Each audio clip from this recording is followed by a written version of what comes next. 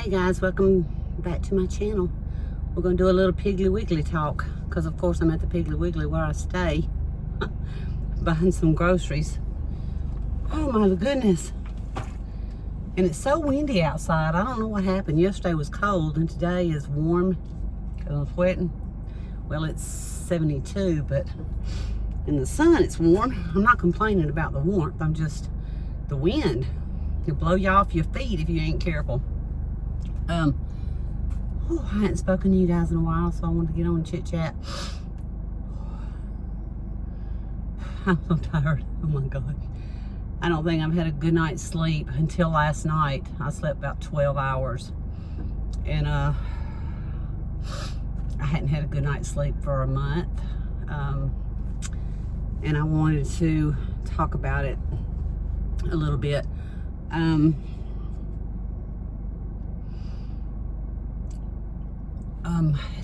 It's kind of hard. I don't want to get judged, nor do I want my child to get judged. But it's important to talk about, I think. I don't care, how old your children are. They're never too old for you to want to take care of them and protect them. And I don't care, well, I'd say I don't care what they do, but I do care what they do.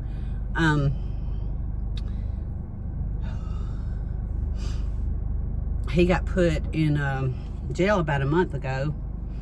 And so I had to go to court yesterday.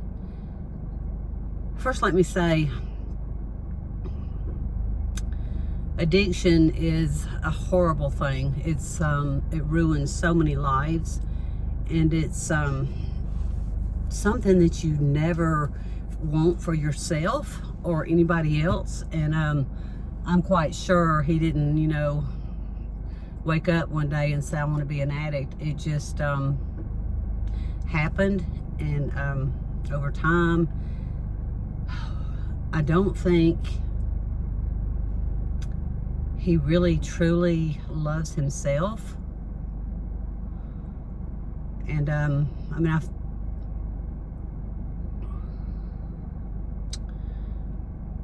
I sat in that courtroom yesterday for 5 hours holding my breath.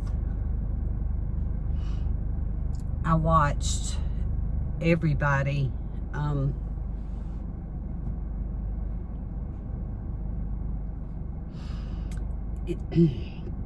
in front of him, just about everybody get prison time.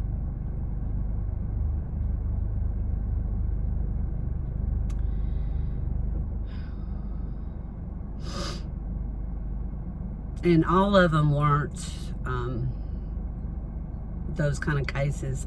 Okay, he got, this has been, the court systems are so backed up. His case was from 2021, and it's still been going on for this long. And he got caught with 2 Xanax. And he does have anxiety bad, but that's just not something that he can do. If you're an addict, you just can't do that. And he's not prescribed them, so he don't need to have them. But anyway, there was a lot of them before him that got hard time, like 36 months, 40 months. He was facing 60 months. I sat there. I held my breath. I don't think I breathed at all.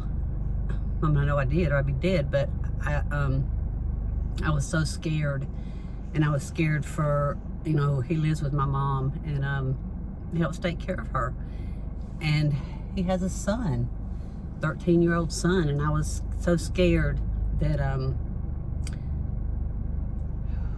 and he's a good person, I was so scared that he was going to get that 60 months, and I prayed about it, and I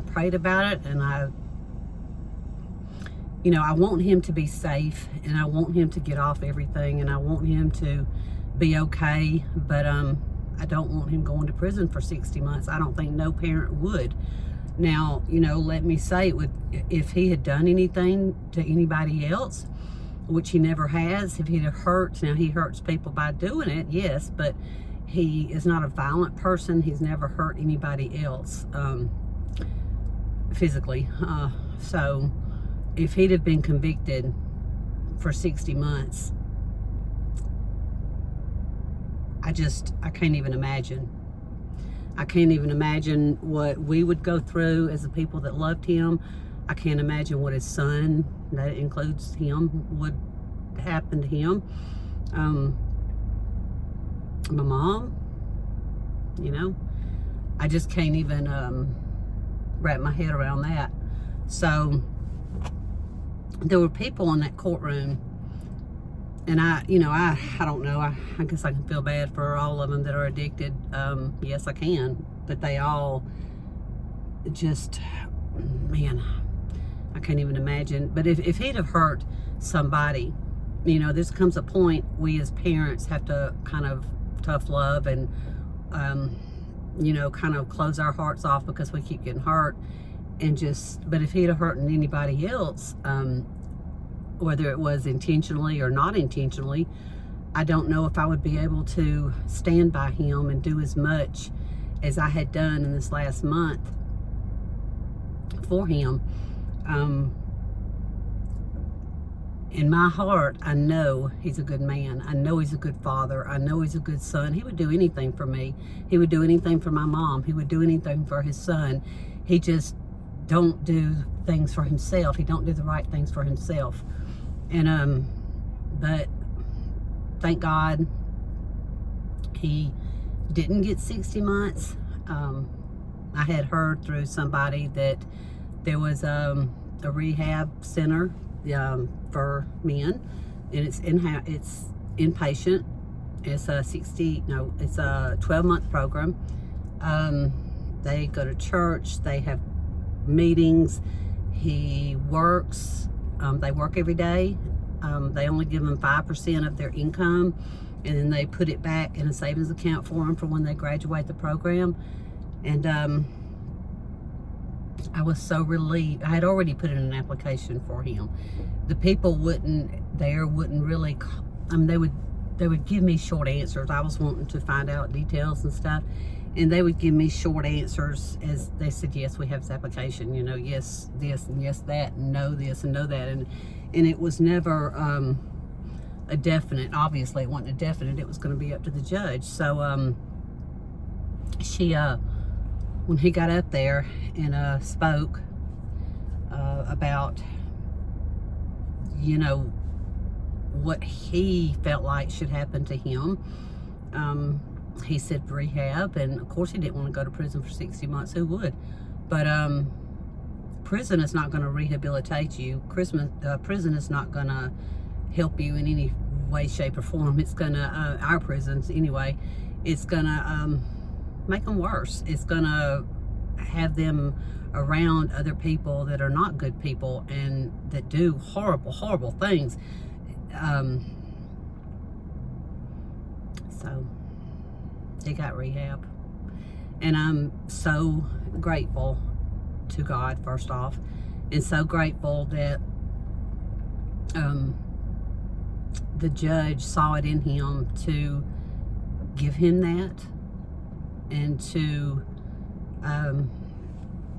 not give him 60 months. Now if he messes up, he's going to get that 60 months. So I pray to God he's going to be impatient. He's going to be around a lot of men who are on who have been and have overcome, and who are still at the same place that he's at, and they're going to work with each other to overcome it.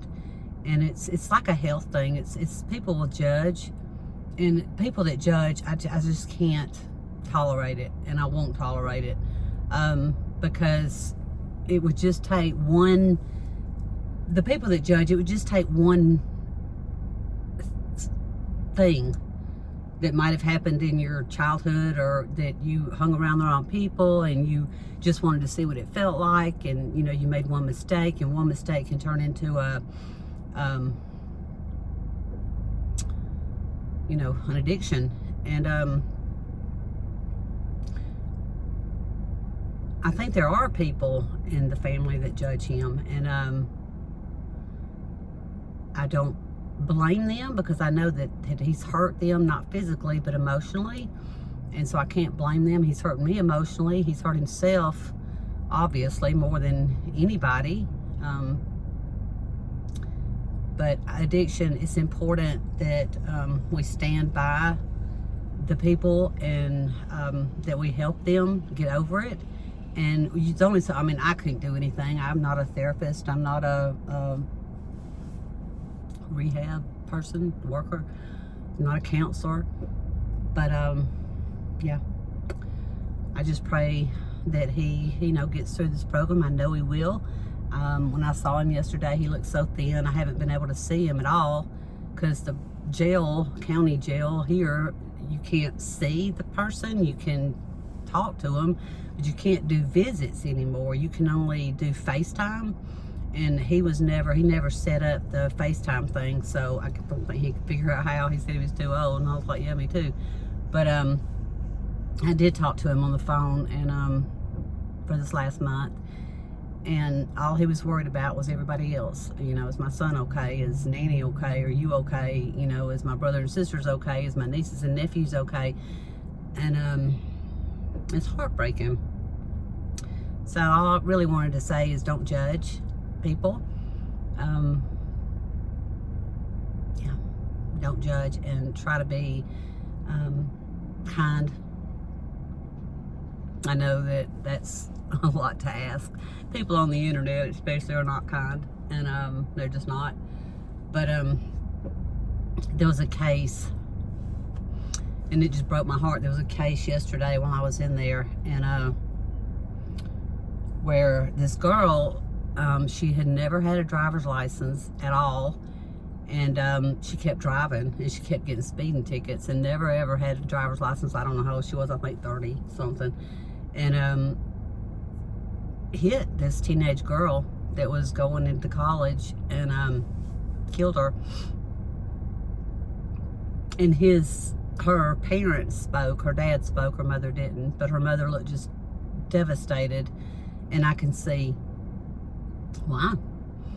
And her dad spoke to her and told her that, how they had already had a jury trial, and but she had come in to be sentenced. That's what yesterday was about. And she was sentenced to 1 year because she didn't have drugs or alcohol in her system. She was speeding, and that's a I mean, she got other time too for not having a driver's license, speeding, traffic stuff, but the judge couldn't sentence her to any more than that, because she didn't intentionally do it. It was an accident, but still, it was a life, it was a life.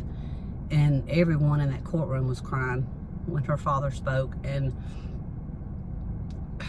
everything is so unfair. It's just, life is unfair.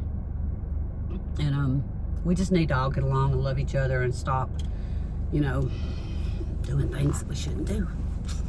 So, but hopefully he's on the road to being well and a better person, and better in as far as quitting everything. And so I feel very blessed today, and God was certainly on his shoulders yesterday, and he knows that. And so haven't heard from him today. I'm assuming that he's still in there waiting on a bed to open. Anyway, I've already been in the grocery store, so I'm fixing to head home and put my groceries up. And Brownie's doing fine. He went to the vet. He had bacteria. What is it? Bacteria? Yeast in his ears and on his paws, and they flushed his ears out, cleaned his ears out, and put medicine in it. And he's got to go back and be rechecked this Friday. But he also has the dry eye, so I have to put drops in his eyes every day. But anyway, he's fine. He's fine. He's precious. He follows me around everywhere. I love him like he has been mine forever. And I think he loves me. And him and Levi kind of pass, by each other every now and then, and they'll maybe interact a little more than they have been. It's a slow process, but you know, both of them are just, you know, I love them both. And so anyway, I'm gonna let you guys go, and I'm gonna go home and put my groceries up. And like I said, I slept 12 hours last night, so I'm pretty rested, but yet I had a headache. So I think I just overslept. I think I slept too much is what happened. But all right, guys, thank you for listening. And please don't be mean in the comments. Don't judge him, because that's the last thing we need. That's the last thing he needs, especially him. You know, he doesn't, but you know, if you can't be supportive, is what I say. I mean, I would support anybody that asked me for help. You know what I mean? No matter what it was, and they wanted to better themselves, I would support no matter what. And it's as simple as that. So anyway, I love you guys, and I know I don't get on here enough and talk to y'all, but I'm going to, now that I've got a lot of stuff behind me. And I'm going to take some Tylenol and get rid of this headache. So I'll see you guys in the next one. Love you guys. Take care of yourselves and each other.